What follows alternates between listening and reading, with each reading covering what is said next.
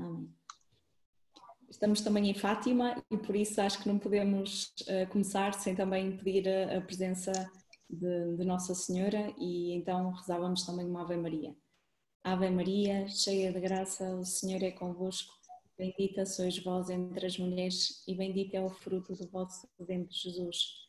Santa Maria, Mãe de Deus, rogai por nós pecadores, agora e na hora da nossa morte. Amém. Então, bem-vindas mais uma vez. Para aquelas que estiveram no tema dado pela irmã Marta, a irmã falou sobretudo sobre a evangelização a partir do de vida. Ou seja, sobre sermos sinal desta aliança, nós consagradas, a partir da vida. E vimos nessa altura como há tantos aspectos a ter em consideração a este nível. Desde logo e mais do que tudo, a qualidade da nossa vida espiritual, a nossa intimidade com Jesus, mas também a nossa vida comunitária, a união entre nós. Aliás, esse era o sonho de Jesus, que quando olhassem para os cristãos, se pudesse dizer, ver como se amam, e assim seriam reconhecidos. Então vimos como o nosso testemunho passa pelos nossos gestos, pela nossa alegria, tudo começa verdadeiramente aí. Então, a irmã Marta falou mais dessa perspectiva. Hoje a minha abordagem iria num outro sentido, portanto, iríamos tentar ver como é que hoje, para além de sermos testemunhas, podemos dar a conhecer esta aliança que Deus estabelece com o ser humano. É um bocadinho como podemos mostrar a beleza deste mistério, pelo qual Deus diz: vós sereis o meu povo e eu serei o vosso Deus. Como é que nós podemos falar hoje de forma credível deste pacto, desta aliança, sem cairmos nem numa superficialidade cómoda, nem num moralismo ou numa certa soberba espiritual? Quando eu comecei a preparar este tema, verifiquei que realmente haveria muito a dizer sobre este assunto. A bibliografia sobre o papel dos religiosos na evangelização é muito extensa e eu não tenho a pretensão de fazer aqui uma exposição muito exaustiva sobre o tema, porque acho que seria impossível e sairíamos todos muito cansados. Eu vou tentar percorrer aqui alguns tópicos, vou fazer uma introdução, depois vamos ver um bocadinho o que é isto da evangelização, qual o papel dos evangelizadores religiosos, e depois vamos falar de algumas coisas concretas sobre como evangelizar hoje e depois uma conclusão. Eu gostaria de começar por fazer referência àquele que é um dos meus artigos favoritos sobre espiritualidade na vida consagrada. É um artigo do professor Alexandre Freire Duarte e neste artigo, a dada altura, lê-se que o autor escreve então sobre os religiosos: enquanto registada imagem de marca de Jesus Cristo e juntamente das marcas deste, o fiel religioso está chamado a respirar espiritualmente e a plenos pulmões a Deus e a comunicar alegremente esta respiração, que permite a Deus nascer no sujeito humano, aos demais. Então, no fundo, o que é que este autor nos diz? Que aos consagrados, aos religiosos, é pedido este respirar Deus e comunicar esse sopro criador com toda a intensidade, e isso cabe-nos fazer com garra e com amor. E é um bocadinho por aqui que eu hoje vou tentar pegar neste tema. E eu penso que no título do nosso trabalho, nós já temos uma formulação, deixa-me voltar atrás aqui, já temos uma formulação disto que é a missão do consagrado: ser sinal da aliança entre Deus e o mundo. Ora, nós sabemos que, de facto, o selar da aliança, através de Moisés, no deserto, a caminho da terra prometida, foi o momento central da relação entre Deus e o seu povo. E a partir desse momento, já nada é igual. O povo de Israel passa a ter um Deus, que é este Deus libertador, que vai à sua frente no deserto. No entanto, nós também sabemos que foram muitas as dificuldades nesta relação ao longo do deserto. E ali no livro dos Números temos, a dada altura, a descrição da chegada à terra prometida. Então o que é que acontece? Moisés quando estão à entrada da terra prometida, Moisés envia alguns homens, um representante de cada tribo, um príncipe, ou na palavra hebraica um nazi, não sei se estou a pronunciar exatamente bem, mas a designação é um pouco esta, de um príncipe, um representante de cada tribo, e esta palavra em hebraico tem um significado passivo, é alguém investido de autoridade, ou seja, que tem uma autoridade que é dada por Deus, que não parte da sua iniciativa. Pronto, isto é apenas um pormenor. Então Moisés envia um total de 12 para explorarem a terra. E o que é que acontece? É que quando regressam, todos, exceto 2, Caleb e Josué, todos fazem um relatório muito pessimista. Portanto, o que viram foi que a terra estava cheia de gigantes. Gigantes habitavam a terra. E dão a entender que seria impossível conquistar a terra prometida. E querem então voltar para o Egito. Ora, Caleb e Josué dizem então: a terra que atravessamos para a explorar é uma terra muito, muito boa. Se a boa vontade do Senhor está connosco e nos fez sair para esta terra, Ele nos dará a terra onde corre leite e mel. Somente não vos revolteis contra o Senhor e não temais o povo daquela terra, porque Ele será o nosso pão. A sombra protetora afastou-se deles, mas o Senhor está connosco, não temais. O relato continua e conta-nos que foi muito complicado. Eles passaram ali um mau bocado, Caleb e Josué, porque quase foram apedrejados, mas a verdade é que são estes 2 príncipes, estes 2 representantes das suas tribos, que depois herdam a terra prometida e que permitem que o povo de Israel vá entrar nesta terra. E porquê é que eu ponho aqui este relato? Eu penso que também nós, consagrados, somos estas pessoas que são enviadas nesta mesma linha dos Nabi, dos profetas ou dos nazireus, que também são referidos, estes 2, pelo profeta Amós, no capítulo 2, versículo 9 a 11. Nós somos estes que são enviados, escolhidos, consagrados por Deus, não por nossa iniciativa, e que podemos olhar para a terra prometida, ou seja, para este mundo que nos é confiado, com uma destas 2 atitudes. Portanto, quando nós somos confrontados com a realidade que temos à nossa frente, esta realidade da nova evangelização hoje, de levar a boa nova hoje, podemos também ficar muito assustados, como aqueles 10 representantes de Israel, e dizer: vai ser impossível, não vamos conseguir, vamos voltar para o Egito, vamos voltar para trás, vamos desistir. Ou podemos ter esta atitude de Caleb e de Josué, de quem diz: não, o Senhor está connosco, Ele há de nos sustentar, há de nos ajudar. E portanto é com esta atitude que penso que temos que encarar a nossa missão específica. Dom António Couto, um bispo português que também é especializado em Sagrada Escritura, faz precisamente esta análise desta palavra do nazirim, dos nazireus, e relaciona também com aquela outra dos príncipes que eu há bocadinho referi, e chega a esta conclusão que então os nazireus, isto é, os consagrados do povo, são ou devem ser sempre serenos e pacíficos, passivos e receptivos, testemunhas da presença, da palavra e da bondade de Deus, para que devem remeter sempre com clara transparência, e são chamados a manter sempre viva na terra prometida a espiritualidade do deserto, não se deixando contaminar pelas coisas e pelo consumismo. Neste sentido, deve ser clara a dedicação dos consagrados ao serviço qualificado da Palavra de Deus, que devem saber religiosamente escutar e ousadamente transmitir.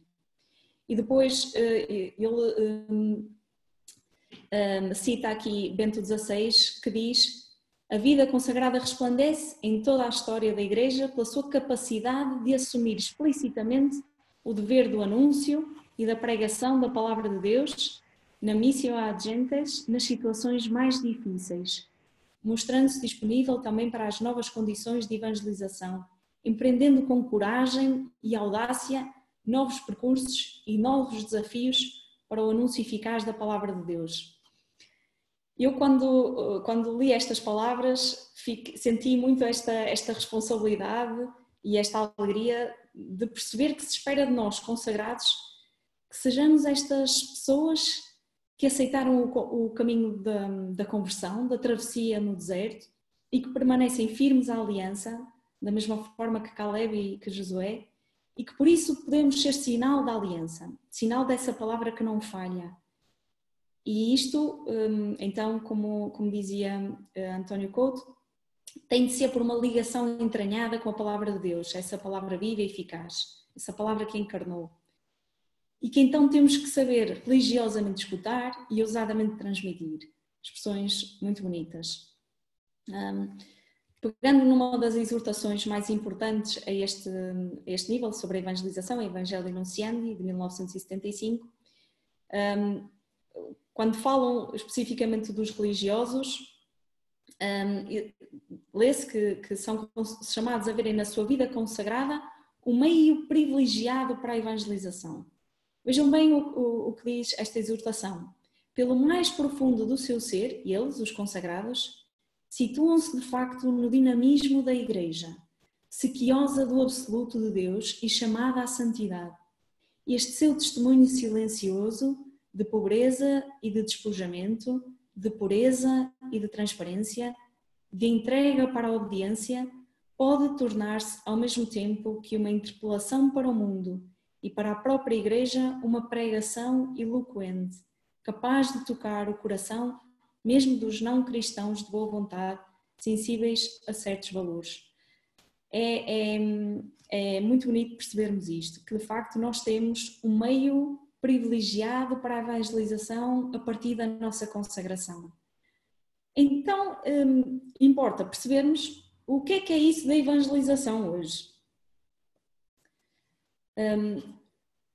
Este documento que eu referi, a Exortação Apostólica Evangelii Nuntiandi, é de facto um dos documentos mais importantes do século XX acerca deste tema da evangelização, e é um documento especificamente sobre a evangelização no mundo contemporâneo. E é curioso que, antes de falar dos vários elementos da evangelização, esta exortação começa por fazer notar que a evangelização se trata de algo essencial na Igreja. É a missão da Igreja, não é uma missão entre outras, é a missão da Igreja.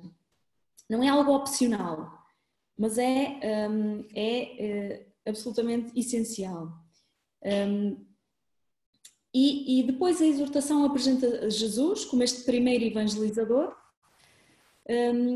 mas achei também interessante que nota-se esta necessidade, nesta exortação, de dizer que a evangelização parte também do facto de que todos os homens podem receber o reino e a salvação como graça e misericórdia, mas que isso exige conquista pelo trabalho e pela força, pelo sofrimento e pela cruz, pela vida vivida no espírito das bem-aventuranças. O que é que isto significa? No fundo, que é verdade que todos podemos receber o reino como graça e misericórdia, diz a exortação, mas que não se nos tira, não se tira a ninguém esta necessidade também da conversão, da metanoia, ou seja, é necessário este passo, esta intervenção mais ativa na evangelização, ou seja, nunca podemos cair na tentação de acharmos que não é necessário, que tudo vai acontecendo para além de nós sem o nosso esforço. Nós já não vivemos naquele tempo de cristandade, em que se pensava que nós católicos éramos melhores e tínhamos de conquistar o mundo para Deus através da força, e não é com certeza por aí o caminho. E sabemos que em algumas partes do mundo os cristãos são terrivelmente perseguidos e de facto a grande lição é sempre que o caminho desse tipo de violência não é para nós, nem sequer é para nós o caminho do proselitismo, de tentarmos impor a fé por meio de argumentos lógicos, meramente racionais. No entanto, não podemos perder de vista que o Evangelho é essa novidade radical, que tem uma força única, que tem força por si mesmo, que toca a vida das pessoas, de formas que nós nem conseguimos prever, nem imaginar, e que temos que anunciar. O anunciar é essencial. Temos de fazer chegar aos outros. Porque lá está, todos precisamos de conversão. Precisamos de aderir ao reino, ao Evangelho.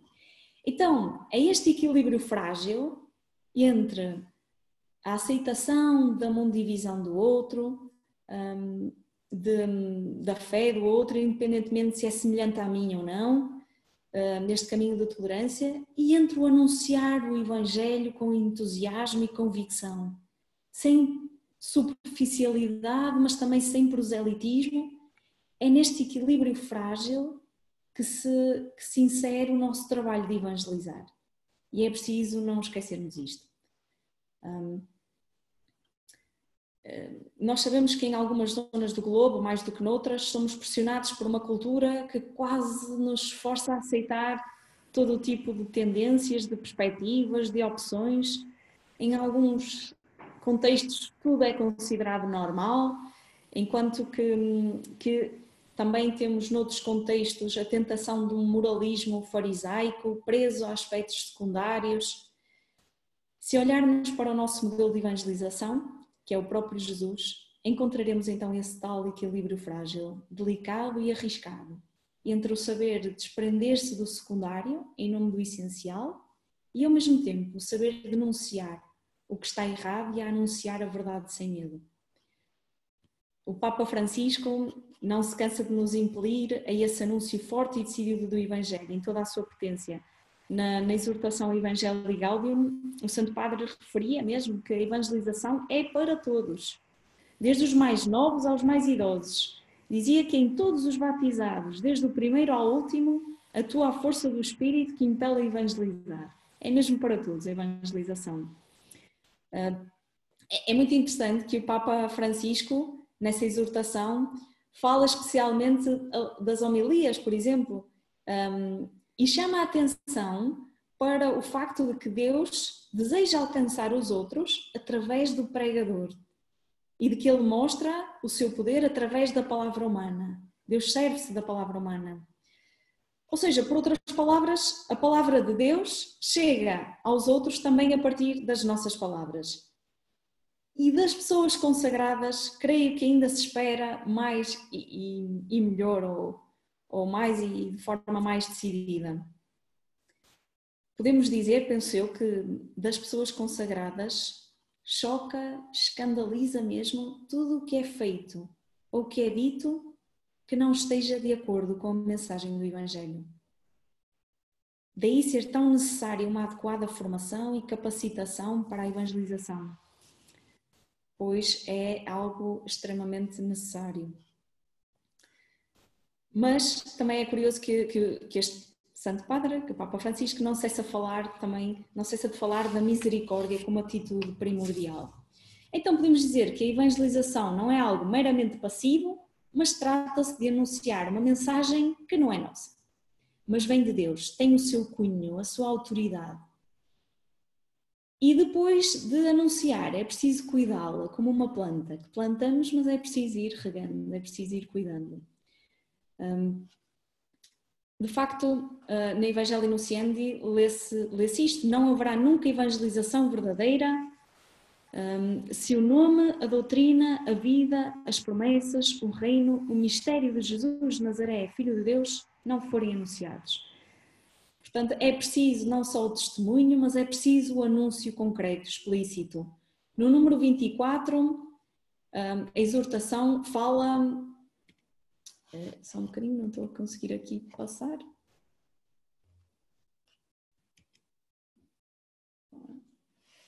Eu vou só tentar... Se ha bloqueado. Algumas vezes passa. Já está. No número 24 do Evangelii Nuntiandi fala-se dos vários elementos de evangelização e é dito que a evangelização é então esta diligência complexa em que há vários elementos: renovação da humanidade, testemunho, mas depois também o anúncio explícito, a adesão de coração, a entrada na comunidade, a aceitação dos sinais e iniciativas do apostolado. Portanto, é preciso todo este acompanhamento, é preciso esta preocupação pela renovação da humanidade e, sem dúvida, então, o testemunho de vida, a coerência de vida, mas depois é preciso anunciar explicitamente e levar à adesão do coração, a entrar na comunidade, aos sacramentos, até que os evangelizados se tornem eles mesmos evangelizadores. Portanto, é preciso este processo acompanhado.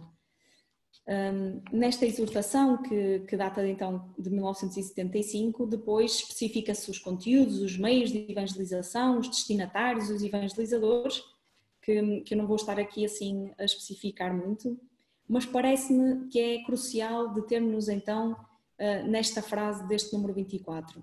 Não basta vivermos passivamente, numa espécie de redoma em que estou eu e Deus, e por mais santa que seja essa redoma, esse ambiente, é necessário termos iniciativa, falar, se é caso disso, mas ter esta atitude de quem vai ao encontro dos outros e sabe falar de Deus com os gestos e com as palavras, se for necessário. Falar dessa experiência de ser amado e de ser salvo, e falar disso com ânimo, esperança e alegria. Eu gosto muito da comparação com a atividade que fazemos na cozinha, de cozinhar.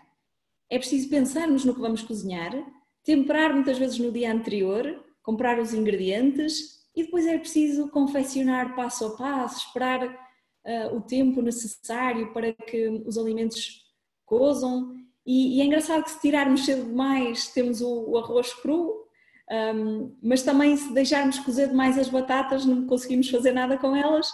E perdoa-me esta comparação, mas penso que nos ajuda a perceber que realmente este processo de evangelização não é feito por nós, é pelo Espírito que atua em nós somos meros instrumentos, mas é necessário respeitarmos cada momento, cada etapa, sabermos o nosso lugar, não pormos sala mais nem sala menos, não sermos apressados nem demasiado lentos. É preciso aprender esta arte. Então, aos evangelizadores religiosos cabe uma tarefa muito específica. Nesta exortação, aliás, numa outra exortação, Evangelica Testificatio, sublinha-se também o papel que cabe aos religiosos de serem testemunho do Evangelho, e por isso era tão necessário a renovação do que fala essa exortação. Mas é-nos dito aí que o povo de Deus espera dos religiosos o testemunho de viver a exemplo de Cristo e que coloquem o mundo no centro da sua vida de oração e de entrega. E a dada altura, a Evangelii Nuntiandi, naquele número 69, também vai dizer que vai especificar os diversos tipos de evangelização e depois diz-nos que os religiosos têm então, como eu dizia, na vida consagrada este meio privilegiado e que são, por excelência, voluntários livres para deixar tudo e ir anunciar o Evangelho, que são empreendedores e que se marcam pela sua originalidade e por isso devemos admirar, e também que são generosos. Portanto, algo que se espera de nós. Acho que podemos todos pensar, será que é assim que eu me apresento diante desta tarefa da evangelização?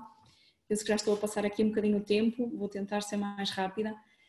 Pronto, mas dizer que ao longo dos anos, desde o Concílio Vaticano II, muito se tem falado sobre esta intervenção dos religiosos na evangelização, e nós sabemos que com as mudanças culturais e sociais que têm sido tão rápidas, têm-se levantado muitas questões. E a uma congregação plenária para a Sagrada Congregação para os Religiosos e Institutos Escolares, por exemplo, em abril de 78, debateu 4 grandes questões relativas ao envolvimento dos religiosos na promoção humana, por exemplo, e daqui surgiram estas 4 grandes premissas que devem guiar os religiosos: a fidelidade ao homem e ao nosso tempo, a fidelidade a Cristo e ao Evangelho, fidelidade à Igreja e à sua missão no mundo, fidelidade à vida religiosa e ao carisma do próprio Instituto. Depois a instrução Caminhar desde Cristo, de 2002, também vai fazer referência aos diversos tipos de missões assumidas pelos religiosos e, em particular, a este anúncio do Evangelho. E reparem no que é que se diz nesta instrução: a primeira tarefa que se deve retomar com entusiasmo é o anúncio de Cristo aos povos. e ele depende sobretudo dos consagrados e consagradas, empenhados em fazer chegar a mensagem do Evangelho à crescente multidão que o ignoram. E deixem-me falar aqui também da Jacinta. A Santa Jacinta, que era uma das 3 videntes de Fátima, como saberão, possivelmente, era esta menina que também queria dizer a toda a gente, queria levar a toda a gente esta mensagem. Ela dizia à sua prima Lúcia, pouco antes de ir para Lisboa, onde acabaria por morrer, dizia à Lúcia: já me falta pouco para ir para o céu, tu ficas cá para dizeres que Deus quer estabelecer no mundo a devoção do Imaculado Coração de Maria. Quando for para dizer isso, não te escondas, diz a toda a gente que Deus nos concede as graças por meio do Coração Imaculado de Maria. Depois viria também uma das frases que para mim é das mais belas de Fátima, que penso que a irmã Marta já fez referência a ela no trabalho. Se eu pudesse meter no coração de toda a gente o lume que tenho cá dentro no peito a queimar-me e a fazer-me gostar tanto do coração de Jesus e do coração de Maria. Mas eu queria aqui reter isto, esta vontade de diz a toda a gente, não te escondas, tu ficas cá para dizer. Eu acho que a Jacinta nos diz, a nós consagrados, também isto mesmo. Tu ficas cá para dizer o Evangelho, para falar de Deus a toda a gente, sem fazer distinção de pessoas. Então deixem-me voltar novamente à entrada da Terra Prometida. Ali estamos nós, atrás de nós está o Egito, todo um deserto carregado de histórias de amor e de desamor. E é engraçado que eu penso que todos nós, consagrados, já fizemos um percurso maior ou mais pequeno, de mais ou menos anos, mas todos nós já dissemos o nosso sim a Deus, este eis-me aqui, e também todos nós já tivemos com certeza momentos de dúvida, de queda, situações em que se calhar nos apeteceu voltar ao Egito, mas também certamente sabemos reconhecer a mão de Deus, como nos foi sustentando ao longo desta travessia, como nos foi alimentando com o maná da Eucaristia. E agora, ao pensarmos na evangelização, pode ser que vejamos gigantes à nossa frente, mas qual vai ser a nossa atitude? Podemos cair no desânimo, baixarmos os braços, limitar-nos a viver o dia a dia, de forma superficial ou banal, ou podemos então ir à luta, viver nesta atenção do coração, procurando discernir o que é que Deus quer de nós. Tu ficas cá para dizer isso, tu ficas cá para falar a toda a gente. Esta é a missão dos consagrados. Eu penso que me estendi aqui um bocadinho no tempo, Patrícia, mas eu aqui não consigo ver neste momento o chat. Não sei se... No, no hay preguntas, pero creo que sí, si podemos parar un minuto nada más para ver si las personas nos están siguiendo bien o necesitan preguntar algo o nada más compartir un comentario. A mí me parece, yo estoy entendiendo y esto me fascina. Gracias, Ana. Tu forma de hablar es muy sencilla, puedo entender. De verdad me da la idea que la vida religiosa consagrada tiene una fuerza, una luz que puede de verdad llevar al mundo un cambio significativo, y en este momento me parece que el mundo lo necesita, siempre lo necesita, pero es que en este momento me parece que de verdad las heridas, los sufrimientos de algunos pueblos en particular son tan fuertes que de verdad necesitamos llevar luz, esta generosidad que tú decías, ¿no? Porque la vida consagrada rompe esquemas. Y yo lo puedo decir aunque no estoy dentro porque lo respiro cada día gracias a ustedes. Entonces, muchas gracias por ayudarnos a interiorizar también este valor, esta importancia.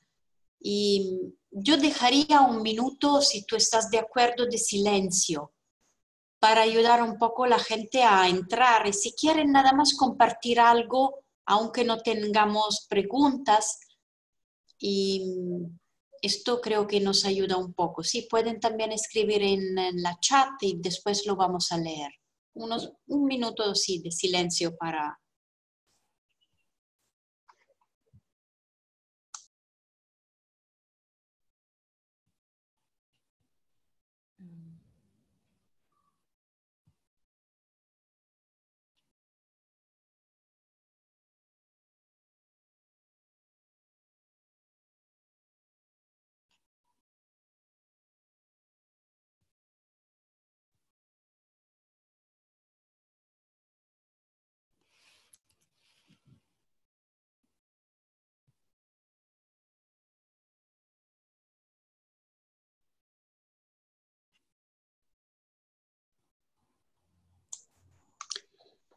Bueno, gracias. Y creo que aquí hay una pregunta de Bernadette.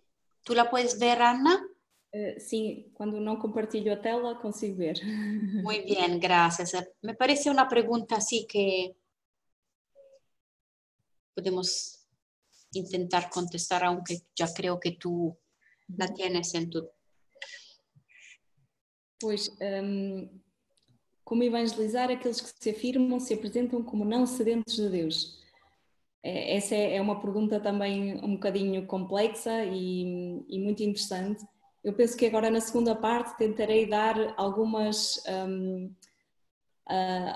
fazer alguma partilha também que pode ajudar nesse sentido, mas desde logo penso que o primeiro passo é torná-los sedentes de Deus, porque todos somos sedentes de Deus. Às vezes não estamos, se calhar, despertos para isso.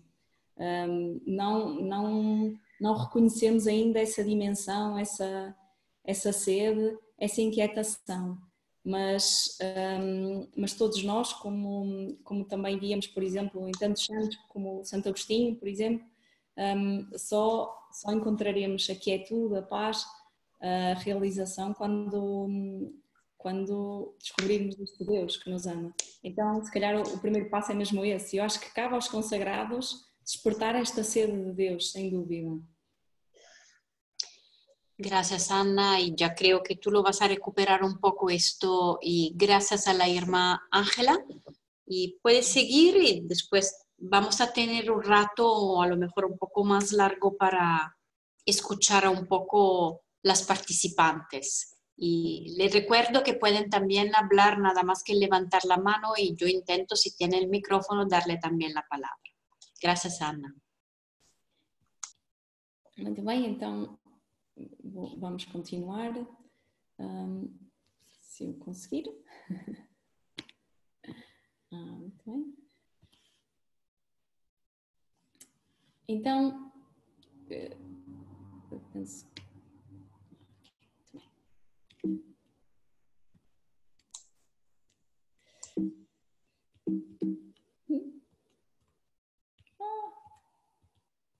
Muito bem. Peço desculpa. Então, partíamos agora para um outro ponto, como evangelizar hoje, que é também um bocadinho a resposta àquela pergunta, de alguma maneira. Eu não pretendo aqui dar receitas, isso eu faço no consultório, receitas infalíveis, mas apenas alguma partilha do que eu também tenho rezado. A Evangelii Nunciandi colocava corajosamente algumas questões muito pertinentes. Dizia: o que é feito em nossos dias daquela energia escondida da Boa Nova, suscetível de impressionar profundamente a consciência dos homens? Até que ponto e como é que essa força evangélica está em condições de transformar verdadeiramente o homem deste nosso século? Quais os métodos que hão de ser seguidos? Qual o modo para que a sua potência possa ser eficaz? Perguntas que se calhar nenhum de nós tem uma resposta definitiva, clara. É realmente muito difícil dizer isto, mas a questão é, essa força está viva, existe e é preciso que nós saibamos trazê-la ao de cima. João Paulo II falava de um termo, a nova evangelização, e dizia realmente que é necessária uma nova evangelização ou reevangelização nos países da antiga cristandade e por vezes também nas igrejas mais jovens, onde grupos inteiros de batizados perderam o sentido vivo da fé ou inclusivamente não se reconhecem já como membros da igreja, levando uma existência afastada de Cristo e do Evangelho. É preciso esta nova evangelização. Ora, se a nova evangelização é nova no ardor, nova nos seus métodos e nas suas expressões, então há que perceber qual é, em concreto, esse caminho novo a percorrer. Então, o nosso olhar tem de voltar-se, sem dúvida, para Jesus. Ele que é sempre antigo e sempre novo, o alfa e o ômega, aquele que é ontem, hoje e por toda a eternidade. Dele sabemos que nos amou primeiro, quando ainda éramos pecadores, e amou-nos até ao fim. Então é para ele que temos que olhar. Eu penso que este cume da nova evangelização Implica conhecermos o mundo que nos rodeia, com as suas angústias e sonhos, com os desafios que coloca. Por isso é tão necessário recorrermos à sociologia para percebermos esta sociedade líquida, para usar a expressão de Zygmunt Bauman. É preciso recorrermos à psicologia para descodificarmos alguns comportamentos e formas de ver e de ser. É necessário aprimorarmos a linguagem e espreitar, como aqueles exploradores da Terra Prometida, as dinâmicas culturais, as discussões em torno das problemáticas atuais. É preciso conhecermos as posições mais comuns de cada grupo social. Importa enfrentar sem medo a questão dos mass media e das novas tecnologias, enfim. Há, como já também dizia antes, uma imensidão de fontes onde podemos recorrer e que temos que recorrer para discernirmos o caminho a seguir. Então o meu objetivo hoje é apenas, de uma forma muito geral, tocar este como evangelizar, traçando algumas linhas que penso então que poderão ser um bocadinho orientadoras. Então, assim, de uma forma um bocadinho arriscada, eu vou propor um caminho em 4 passos. Então, o primeiro passo é, sem dúvida, amar. E este é, sem dúvida, o primeiro meio de evangelização dos consagrados, é o amor. Isto pode parecer assim um bocadinho óbvio, ou até um bocadinho clichê, mas penso que não podemos começar por outro lado. Há um autor que nos diz que Jesus ensina de uma maneira radicalmente nova em conteúdos e métodos, e que essa novidade se espelha nos seguintes versículos de Mateus. Vinde a mim, todos os que estáis cansados e afadigados, e eu vos farei repousar. Tomai o meu jugo sobre vós e aprendei de mim, que sou manso e humilde de coração, e encontrareis repouso para as vossas vidas, porque o meu jugo é suave e a minha carga é leve. Diz-nos este autor que é com a mansidão do amor que se abrem os melhores caminhos. Por isso os felizes, os bem-aventurados do Evangelho são sempre pioneiros. Não é, os bem-aventurados não se trata de algo, de uma questão de quietude e de imobilidade, mas é de facto este amor novo, gratuito e desinteressado que Jesus ordena aos discípulos, é esse amor ágape, que também está etimologicamente associado à luta, porque o amor verdadeiro implica luta, decisões, renúncias. É este amor que nos é pedido. Este autor distingue entre o estar enamorado e entre amar. O estar enamorado é um estado que se sofre e que é passageiro. O amar é um ato que se decide. Amar, diz ele, é uma sucessão de atos em cadeia. Uma guerra boa, portanto, uma luta boa. E sabemos também que o amor é um fruto do Espírito, um fruto da vida da graça ordenado por Jesus. Amai-vos uns aos outros. E os frutos são para ser dados aos outros, não são para a própria árvore. São para servir. E todos nós sabemos o que é que acontece à figueira que não dava frutos quando Jesus ordenou. A instrução Caminhar desde Cristo, a que já fiz referência, elogia precisamente esta fantasia da caridade, que por meio do Espírito Santo se denota no trabalho e na entrega de tantos consagrados e consagradas, e que tem que continuar esta fantasia da caridade. É uma expressão muito bela.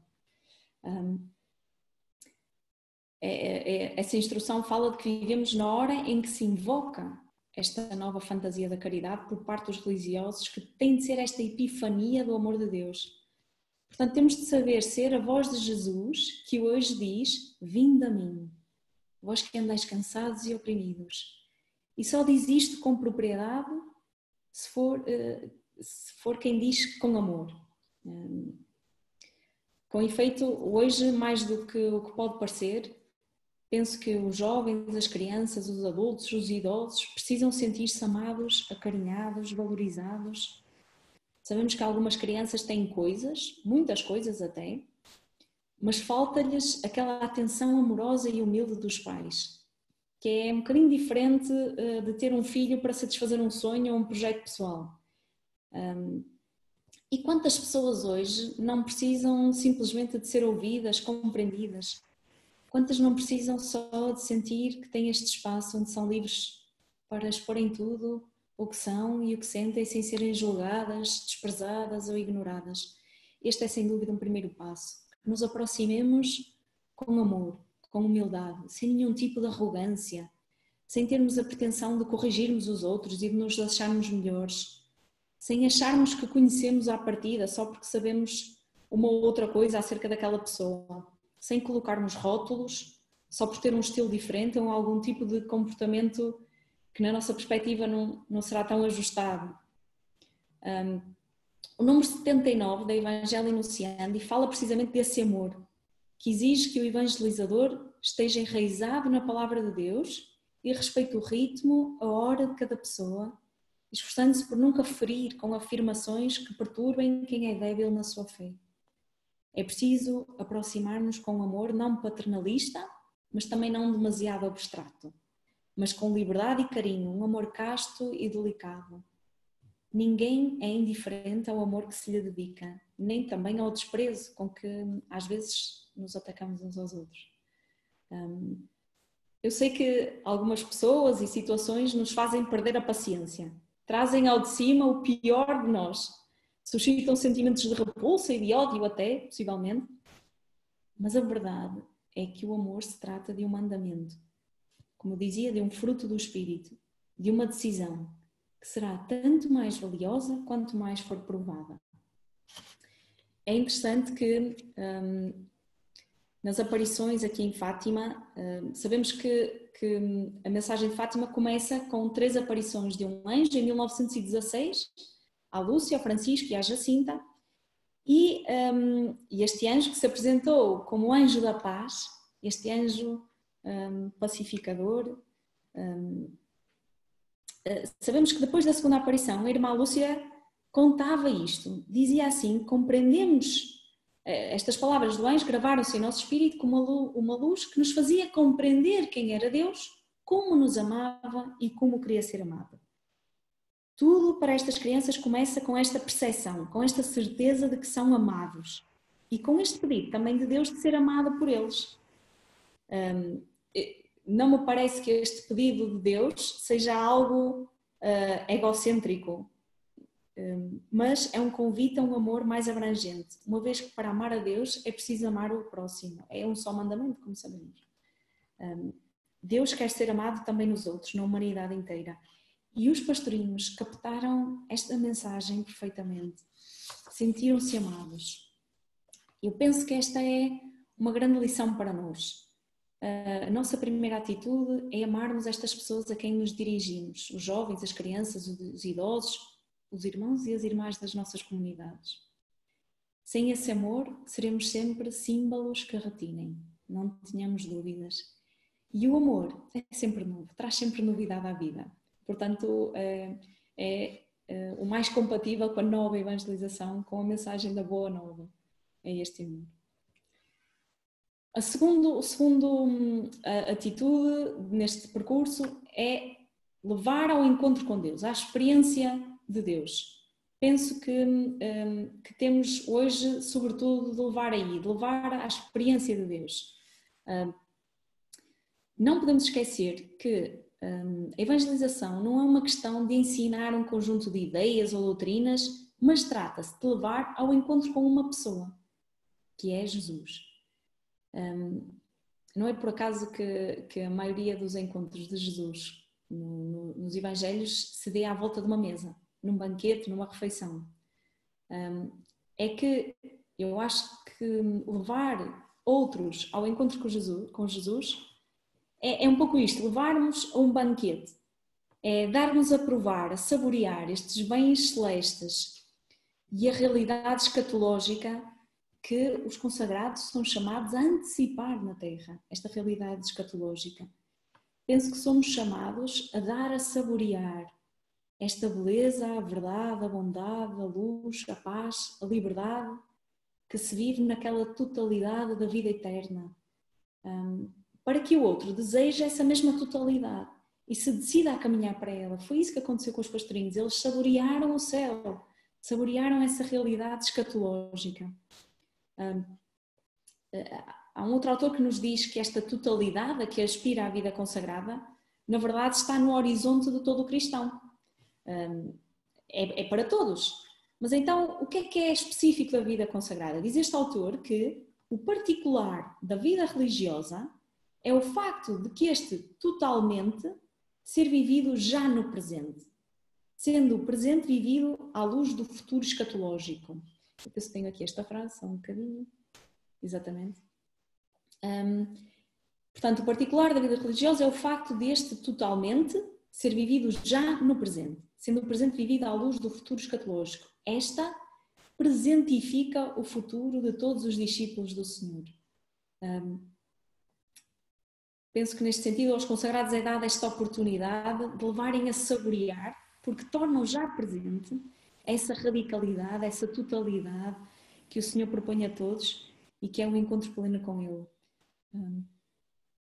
No dia 13 de maio de 1917, quando Nossa Senhora apareceu àquelas 3 crianças, aquilo que de maior acontece é, de facto, a entrada nessa realidade celeste em que o encontro com Deus se dá de forma intensa e íntima e transforma a vida. Durante a aparição, a dada altura, Nossa Senhora pergunta-lhes: quereis oferecer-vos a Deus? Eles respondem: sim, queremos. E depois conta-nos a irmã Lúcia que Nossa Senhora abriu pela primeira vez as mãos, comunicando-nos uma luz tão intensa como que reflexo que delas expedia, que penetrando-nos no peito e no mais íntimo da alma, fazendo-nos ver a nós mesmos em Deus, que gera essa luz mais claramente do que nos vemos no melhor dos espelhos. O pequeno Francisco diria mais tarde que o que mais tinha gostado era de ver a Deus nessa luz. Parece-me interessante que essa experiência de Deus tão forte nessa aparição, nessa luz que penetrava no peito, no íntimo da alma, tenha sido logo na primeira, que foi a única aparição onde estavam só os 3. Depois em junho já tinham mais pessoas, porque começou-se a saber que Nossa Senhora aparecia, mas naquela foi a única, tirando as aparições do anjo, em que estavam só os 3. E fez-me pensar que é naquela intimidade com Nossa Senhora, após aquele sim dado tão generosamente, que Deus pode entrar derroupante no mais íntimo da alma e fazer vê-lo a Ele e ver-nos a nós. E é necessário levarmos a esta experiência, é necessário proporcionar estes espaços onde cada um se sinta acolhido, espaços onde possa acontecer esta intimidade entre Deus e a pessoa, lugares e momentos de oração, de contemplação. Há bocadinho falávamos daqueles que não estão sedentos de Deus, mas a verdade é que hoje há uma sede enorme de espiritualidade, de intimidade com Deus. Daí que, por exemplo, experiências como Taizé e outras sejam tão marcantes devido a esta sede até em não católicos, até em não cristãos. Penso que é necessário, de facto, criarmos esses espaços, esses momentos de contemplação, de oração, de intimidade. E se calhar nós podemos fazê-lo de uma forma única, porque já tornamos presente esta realidade. Por exemplo, as experiências de peregrinação também são um momento-chave onde se dá muitas vezes este encontro com Deus, por isto mesmo, creio eu. O simples acolhimento nas nossas casas religiosas pode fazer toda a diferença entre sentir-se acolhido por Deus ou não. A pressa, as múltiplas tarefas, o ativismo podem condicionar muito este aspecto. Porque hoje não podemos nos enganar, de facto é preciso uma espécie de pesca à linha e não em rede. É preciso ir pessoa a pessoa. E então é necessário criarmos estes contextos mais recolhedores, mais acolhedores, mais propícios a essa intimidade, a esse encontro com Deus, que é sempre íntimo. É muitas vezes nestes contextos que surge a inquietação vocacional ou o simples desejo de abrir o coração ou de conhecer mais. E nós, muitas vezes, consagrados, em algumas situações, podemos ser esse único lugar de encontro entre Deus e aquela pessoa. Vou aqui passar um bocadinho à frente. Eu queria só dizer que às vezes então é preciso adaptar os espaços e a linguagem, ver o nível de formalidade, que é diferente se são jovens, se são adultos, se são idosos. Lembremos a samaritana. Jesus encontrou-a no seu ambiente. no poço onde ela ia habitualmente. E fala-lhe de algo novo a partir de algo que ela conhecia. Pede-lhe água naquele poço. Fala-lhe daquela problemática entre a Samaria e Israel. Hoje já é muito difícil proporcionarmos um verdadeiro encontro com Deus em contextos de uma apresentação meramente doutrinal da fé. Penso que resulta melhor partirmos da nossa experiência, darmos o nosso testemunho, contar histórias, partilhar reflexões pequenas, mas que toquem a vida concreta, que vão ao essencial. E mais do que tudo, temos de levar à Sagrada Escritura. E isso conduz-me àquele terceiro ponto, que é levar ao conhecimento de Deus. Todos os documentos falam desta necessidade de darmos a conhecer este Deus que é Pai e que encarna em Jesus pelo Espírito e que temos de saber dar razões da nossa fé. Daí ser tão importante uma boa formação, quer a nível espiritual, quer a nível intelectual, quer a nível pastoral. Porque esta tarefa da evangelização, de facto, hoje exige mais e melhor preparação dos evangelizadores, desde logo pelo nível cultural dos ouvintes. É necessário que estejamos muito bem fundamentados naquilo que dizemos, sobretudo em certos ambientes, mas, sobretudo, que a nossa motivação também seja muito esta, é que nós temos de dar a conhecer eficazmente este Deus, porque não se ama algo que não se conhece. Então a tarefa da evangelização também é muito isso. Eu gosto muito de ilustrar esta ideia com um episódio da vidente Jacinta Marte, e perdoem-me falar tanto da mensagem de Fátima, mas é o nosso carisma, é o que nos está na alma e no coração. E então, antes das aparições, tinha ela os seus 6 anos,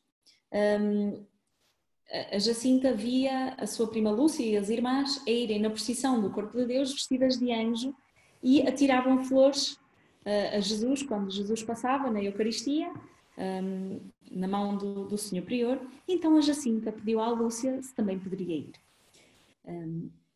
Lá lhe disseram que sim, e então a Jacinta perguntou como é que ia ser, e perguntou: e nós vemos Jesus? A irmã da Lúcia respondeu-lhe que sim, leva o Senhor Prior. Então lá no desejado dia, quanto à Lúcia, que a pequenita estava doida de contente. Nos sítios marcados, lá ia a Lúcia, tirava flores quando Jesus passava na hóstia consagrada, mas por mais gestos que fizesse à Jacinta, ela não conseguia que ela atirasse nenhuma flor a Jesus. A Jacinta olhava continuamente para o Senhor Prior e mais nada. No final, perguntaram à Jacinta: Jacinta, porquê é que não deitaste flores a Jesus? Diz a Jacinta: porque não ouvi. Pois claro, a Lúcia lá lhe explicou: ó Jacinta, não vês que Jesus estava escondido naquela hóstia consagrada? Eu penso que este episódio ilustra muito este percurso, que é: a Jacinta não reconheceu Jesus porque não sabia. Então, depois da explicação, lá ela, se calhar, numa próxima vez, já reconheceria e já atiraria as flores. É preciso este conhecer pela razão. Mas é muito interessante que este reconhecer Jesus para a Jacinta iria muito mais longe. Ela seria a menina que passava horas diante do sacrário, mesmo quando estava doente, já em Lisboa, a fazer companhia a Jesus. E é para este conhecimento profundo, esta compreensão, que não é só um saber que Jesus está na Eucaristia, mas é um compreender profundamente que nós devemos promover. Levar este conhecimento de Deus. E os caminhos para levar este conhecimento são muitos, mas há 2 grandes lugares teológicos para onde temos de conduzir. Para a Sagrada Escritura, onde Deus se revela pela sua palavra, e para os sacramentos, onde Deus se revela pelos seus sinais. Penso que o episódio dos discípulos de Emaús mostra-nos muito esta dinâmica. Jesus explica-lhes as Escrituras e aí ardiam nos seus corações, e depois reparte o pão e aí reconhecem-no completamente.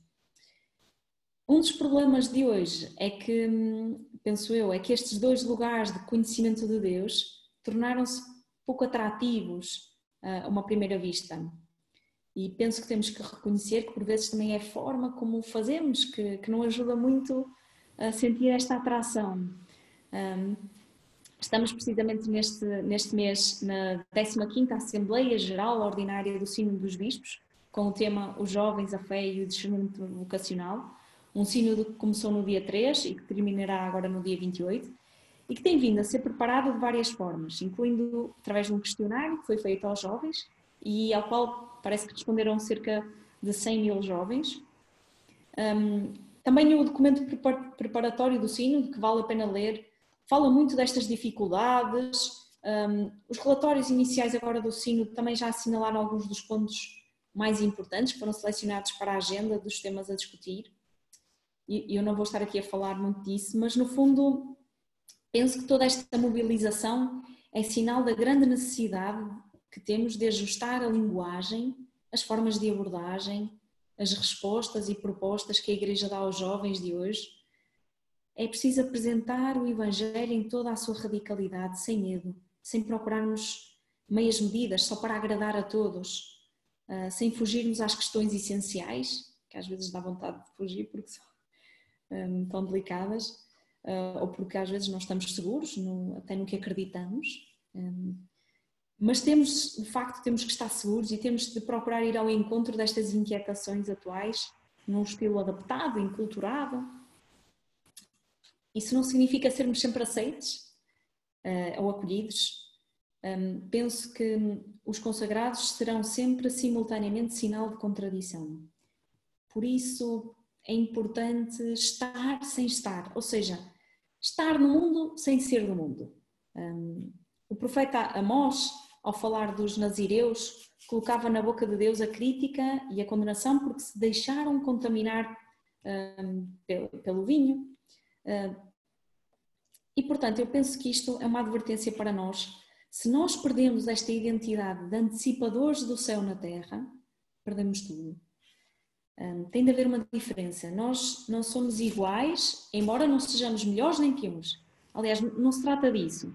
Mas trata-se de assinalar um caminho, o caminho da aliança, com a nossa especificidade, sem perdermos essa identidade. E assinalarmos este caminho como o mais belo caminho da existência humana. Então, como encontrar o equilíbrio entre este estar no mundo sem ser no mundo? Penso que é preciso termos assentos a alguns critérios. Que a nossa palavra seja apenas reflexo da palavra de Deus. Que esta nossa palavra seja impregnada da palavra de Deus, como um perfume que não se pode deixar de sentir. E por isso que assim possamos levar a que o outro confronte a vida com a vida de Jesus. O Evangelho, meus caros, nunca nos falha. Aí estamos sempre seguros. E já agora, se me permitem, o Rosário é um compêndio do Evangelho. Bem, mas estaríamos aqui agora à tarde toda a falar do Rosário. Então, que o caminho, um outro critério, que o caminho seja sempre em igreja. Isto é, que saibamos levar aos sacramentos e não a alternativas. Amar a Jesus na Eucaristia, levar a compreender a beleza incrível deste mistério, a confissão como esse abraço do Pai. Enfim, o caminho é sempre por aí. Às vezes podemos ter a tentação de nos fixarmos noutras dinâmicas até muito fantásticas, mas pode ser, podemos usar várias dinâmicas diferentes, mas que seja sempre para levar a este núcleo essencial, à Sagrada Escritura, aos sacramentos, neste caminho em igreja. E esse é um caminho seguro, é um critério do qual nunca nos podemos afastar. E já não demoro muito, mas último passo, propor caminhos de adesão de coração, de compromisso de vida. Portanto, esta é uma última atitude que eu gostaria de sublinhar, é que na mesma linha do que diz a Evangelho Nunciandi, nós temos de acompanhar as pessoas neste processo de adesão de coração, até estarem prontos, dispostos a assumir um compromisso nesta relação com Deus. Não como algo imposto, pesado, mas como uma consequência lógica deste amor. Para isso é necessário fazermos entender como cada um é importante nesta história de salvação. Como cada um de nós pode fazer a diferença em mudar a história, ainda que não seja algo claramente visível. Em Fátima, Nossa Senhora percorre com os pastorinhos este caminho de os fazer sentir como são importantes e únicos para Deus e para ela. e como são essenciais na história da salvação da humanidade inteira. Aquelas 3 pequeninas crianças no meio do nada. O diálogo da aparição de junho é verdadeiramente comovente. A jovem Lúcia, com apenas 10 anos, desde a aparição de maio, já vinha a ser um bocadinho criticada na sua família, perseguida, porque começou-se a saber que lhes aparecia esta Senhora do Céu e não acreditavam neles. Então ela, na aparição de junho, pede a Nossa Senhora que a leve para o céu. E Nossa Senhora diz que sim, o Francisco e a Jacinta leve-os em breve, mas tu ficas cá mais algum tempo. A Lúcia, claro, fica triste. Ela já tinha saboreado o céu, então queria ir para lá. Mas agora, não só não ia para lá, como ficava a saber que ia ficar sem os seus 2 grandes amigos, os seus primos. E Nossa Senhora responde-lhe: não desanimes, eu nunca te deixarei. O meu imaculado coração será o teu refúgio e o caminho que te conduzirá até Deus. Estas palavras ouvimos-las hoje como sendo também para nós, mas ainda é mais bonito que a mãe, Nossa Senhora, tenha dito este tão pessoal: nunca te deixarei. A Lúcia era única para Nossa Senhora, como somos nós também para ela. E como também nós temos de fazer com que outros sintam isso relativamente a Deus e também a nós. Já numa outra aparição, em Espanha, em 1925, à irmã Lúcia, Nossa Senhora, ao falar-lhe da devoção dos primeiros sábados, diria: tu ao menos vê-me consolar. Então, já como consagrada, inserida numa comunidade, num grupo, a Lúcia continua a ter esta relação de tu a tu com a Mãe do Céu e a ouvir este apelo: tu ao menos. Hoje é importante que as pessoas personalizem em si estes apelos do Evangelho, ou seja, que sintam que é para eles e que assumam esse compromisso. Há um filme muito conhecido, As Crónicas de Nárnia, em que eu acho que se reflete um bocadinho isto. Aquelas crianças entram num mundo novo, para quem conhece o filme, senão quem não conhece também pode ver. 3 crianças entram neste mundo novo e percebem como são importantes para a história da humanidade. E é isto que penso que temos que fazer. Cada um é importante. Em Fátima, esta percepção de que somos importantes para a história concretiza-se num pedido de reparação e de consagração ao Imaculado Coração de Maria. De facto, não vou estar aqui a aprofundar muito esse tema, mas não podemos esquecer que Maria é a estrela da nova evangelização e se andarmos com ela, se procurarmos imitar a sua ternura, a sua fé, saberemos que estamos a dar os passos certos. Se nos colocarmos sob a sua proteção, teremos sempre o conforto desse manto que nos cobre e nos ampara. Só um parênteses muito pessoal, eu peço sempre, ou muitas vezes, peço sempre a Nossa Senhora que nesta tarefa da nova evangelização ponha aquilo que eu não consigo pôr, que pela minha fragilidade, pela minha insuficiência eu não consigo dar, peço-lhe a ela: ó mãe, põe tu o que eu não consigo dar. E então temos sempre este amparo e teremos o conforto desta mão que também nos defende do mal. E este pedido mais recente do Papa Francisco de rezarmos o terço todos os dias durante este mês reflete isso mesmo, esse poder da mãe de nos proteger do mal.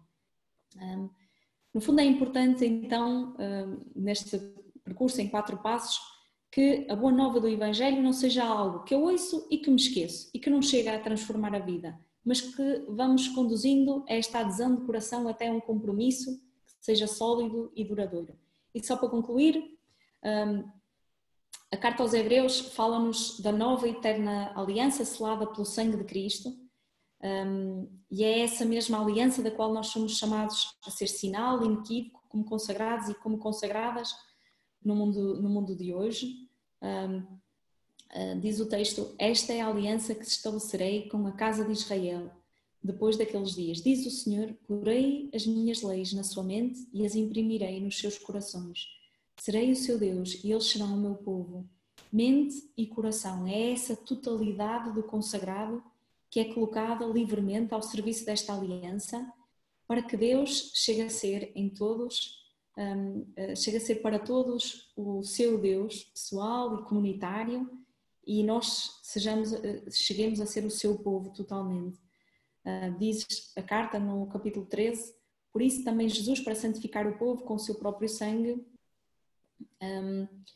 padeceu fora de portas, saiamos então ao seu encontro fora do acampamento, suportando a sua humilhação, porque não temos aqui cidade permanente, mas procuramos a futura.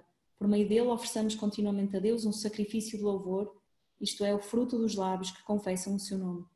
É a partir daqui, então, dessa totalidade, que somos chamados a sair e a indicarmos com a vida muitas vezes entregue e dada na cruz, esse caminho da cidade futura.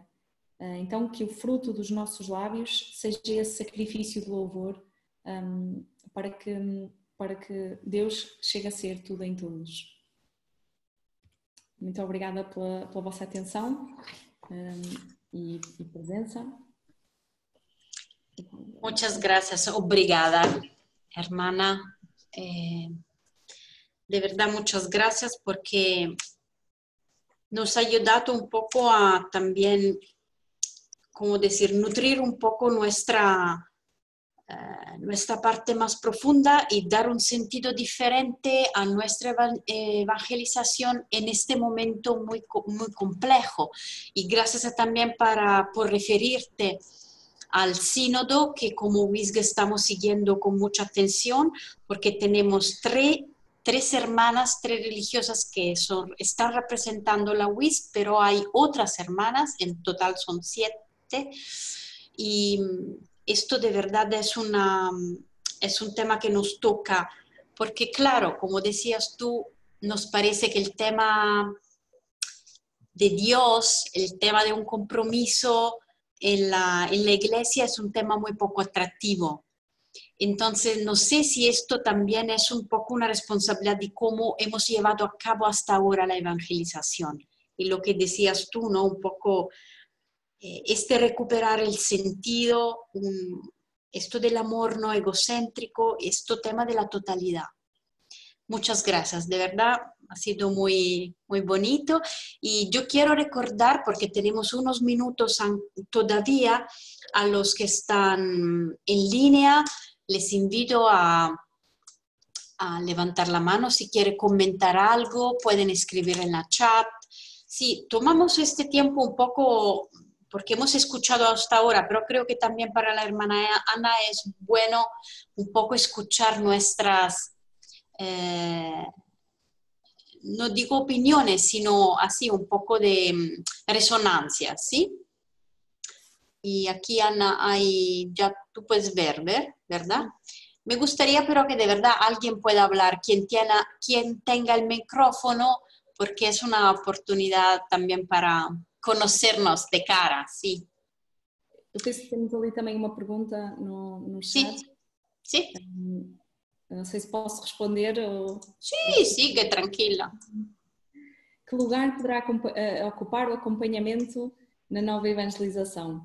Pois, eu penso que é um lugar muito importante,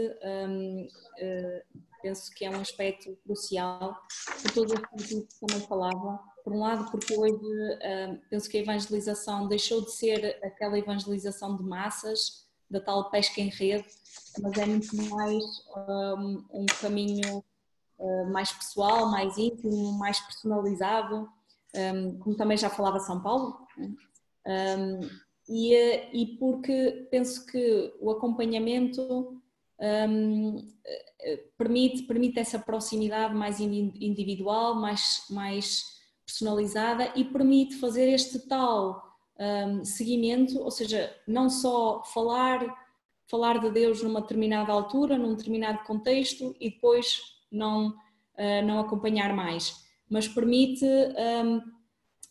que nós vamos ajudando as pessoas a interiorizar, porque sabemos que a conversão não se faz num momento único, de uma vez por todas, assim num estalar de dedos, mas que é algo que precisa do seu ritmo, que é diferente de pessoa para pessoa, que muitas vezes se cruza com muitos outros aspectos a nível culturais, psicológicos, e então penso que o acompanhamento é algo muito importante e que é muito necessário que também existam pessoas capazes de fazer este acompanhamento, e também é preciso despertarmos este interesse, porque muita gente nem sabe bem o que é isso e como é que isso pode acontecer.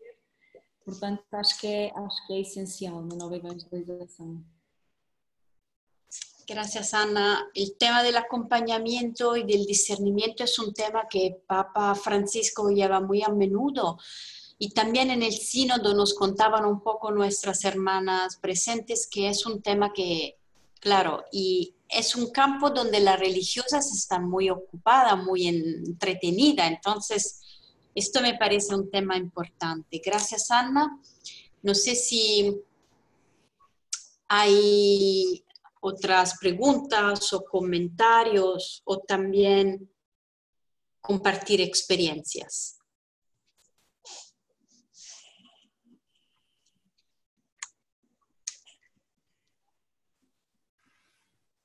Sí, vamos a intentar dar la palabra a Damaya.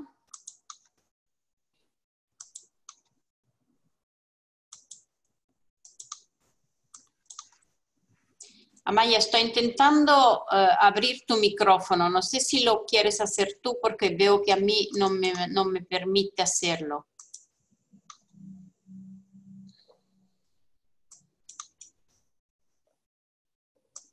No sé por qué no me permite, porque en realidad...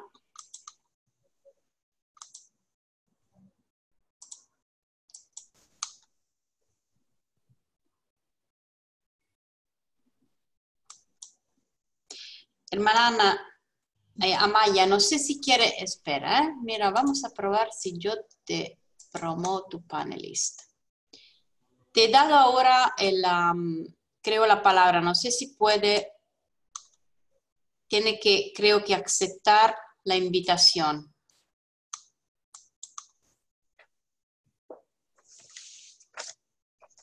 Nada, no funciona. No sé por qué, lo siento mucho. Hermana Amaya, no sé si te ha llegado una invitación para hablar, para ser panelista, como dice aquí. Nada, lo siento, no sé por qué debe funcionar, que no funciona. Nada, bueno. Aquí hay una pregunta de la hermana Felicitas, o es un comentario, me parece más. Pienso que es muy importante también estar bien preparadas para poder traducir el Evangelio a la realidad actual, porque a veces espiritualizamos lo que decimos y las personas no nos entienden. Aquí la hermana Maya. Vamos a ver. No, hermana, no te oímos porque tu micrófono está apagado. Yo estoy intentando de... No sé por qué está apagado. Ahora, sí. Agora podo escutar. Eu quería partillar que para mí, pessoalmente, o mellor xeito de pregar é con o amor. É verdade que tamén é moito importante a palabra, poder partillar e expresar a palabra, mas para mí, pessoalmente, a palabra fica moito limitada para expresar, ás veces, os sentimentos. Pero, para mí, o xeito máis fácil de pregar é con o amor. Sim, eu penso que, sem dúvida, é por aí que tudo começa. E unindo, se calhar, um bocadinho aquilo que também está aqui escrito de Felicitas, em que fala um bocadinho sobre este perigo também de espiritualizarmos e de como é que podemos traduzir o Evangelho com uma linguagem atualizada.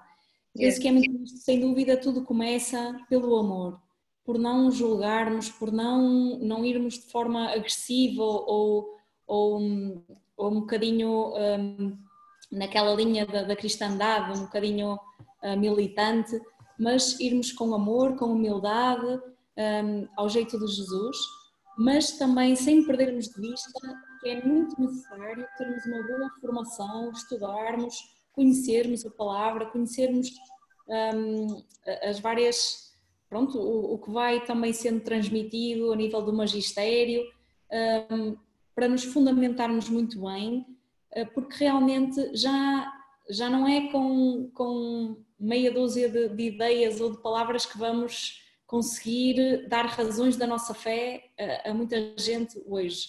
É preciso, de facto, termos uma linguagem cuidada, uma linguagem também coerente com aquilo que fazemos e que somos, mas que esteja bem fundamentada, que se baseie naquilo que hoje é estudado, é dito, a nível teológico, e às vezes há um bocadinho esta tentação, porque também todos temos muitas coisas para fazer, acredito, todos temos a vida muito ocupada e às vezes ler mais um livro ou ir a mais uma formação é sempre bom, mas às vezes pode parecer quase um bocadinho a desperdício de tempo e não é.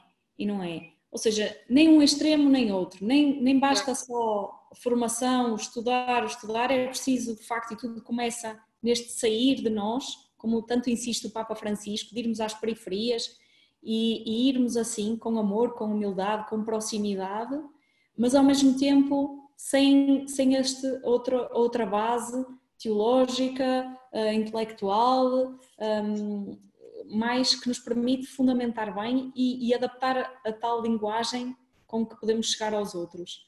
É muito importante. E mesmo quando recorrermos às outras ciências, como eu dizia, claro que com muita precaução, porque é preciso também aquele de estar no mundo sem estar no mundo, não é? Mas sem dúvida estas duas dimensões. Também não podemos esquecer isso, que é muito necessário esta fundamentação, esta formação dos religiosos, porque senão, lá está, podemos espiritualizar demais e podemos não conseguir chegar a certos contextos, a certas pessoas. Penso que é muito por aí. Mas sem dúvida que tudo começa pelo amor. Se vamos com arrogância, se vamos com uma atitude de que nós vamos ensinar, nós é que somos bons e os outros não, ou se não estamos atentos à realidade, se não nos aproximarmos das necessidades concretas das pessoas, também não chegamos lá. Gracias, hermana Irma, gracias a Maya, y creo que gracias también a Gisele por su comentario. Para nosotros las hermanas que están más lejos son las que más queremos cuidar. Entonces, gracias Gisela. Hoy, qué lástima, Felicitas tiene que salir, pero su pregunta me parece importante y después vamos a cerrar, Ana, porque ella nos pregunta cómo podemos traducir esta buena noticia com um linguagem actualizado. Eu penso que também, aquilo que eu dizia, que o Evangelho é sempre novo e às vezes queremos fugir ou queremos arranjar formas muito elaboradas, muito originais de apresentar o Evangelho e podemos, sem querer, não falar do Evangelho especificamente, não apresentar o Evangelho especificamente. Não temos que ter medo, é a palavra de Deus, que é viva e eficaz e é ela que há de tocar as pessoas, é o Espírito que faz. E então penso que não é preciso muito, é preciso nós conhecermos, é preciso nós percebermos as várias interpretações, termos a visão mais global e depois levar à Lectio Divina, levar à leitura da palavra, levar este Evangelho que temos nas mãos, tal como ele é, a toda a gente. Não creio que seja muito a questão da forma muito original. É depois o procurarmos que estes espaços de encontro sejam adaptados, que tenham, mesmo a nível de meios de comunicação, que sejam atrativos, não termos a tal atitude de uma arrogância espiritual que pode estragar aqui um bocadinho, impedir que essa palavra chegue em toda a sua potência. com humildade, com generosidade, com paciência, sem querer nos impor nada, deixar que as pessoas façam o seu ritmo, mas penso que é isso, levar o Evangelho como ele é, que é o mais importante. Obrigada, hermana Irma Ana, de verdad, muchas gracias a todos que han participado, que están participando. Antes de cerrar y seguir agradeciendo muchísimo a la hermana Ana y su congregación por esta generosidad que nos ha llevado, y quiero nada más compartir un poco cuáles serán los próximos webinar de la WISC. Yo creo que pueden ver, está en la página web de la WISC, y el próximo encuentro que vamos a tener es precisamente el lunes próximo, el 29 en la tarde a las 3 hora italiana, y vamos a escuchar las hermanas que han participado se lo voy a poner en español, las hermanas que han participado al sínodo, y van a un poco a compartir con nosotros sobre todo los temas que han salido sobre el tema de la pastoral, y sobre todo un poco las guías para el futuro, que nos brinda este sínodo sobre el tema de la pastoral vocacional. Y el encuentro será en español, en italiano e en inglés, y lo podemos seguir participando aquí en la WISC o en internet. Entonces nada más que apuntarse y después van a recibir un enlace para entrar. Y otra iniciativa que vamos a llevar a cabo como WISC, como el grupo inglés, pero que lo hace en 2 idiomas, es un encuentro en línea y físicamente aquí sobre el tema del discernimiento. Es un padre que ha escrito un libro sobre esto, entonces será el 2 de noviembre a las 3 de la tarde, horario italiano, y aquí también se puede apuntar y van a recibir un enlace para conectarse. Última iniciativa, y después lo van a recibir también en email, son una serie de webinars que vamos a llevar a cabo en el campo de la comunicación. Entonces estarán en 4 idiomas diferentes. Todo esto ya lo encuentran en internet.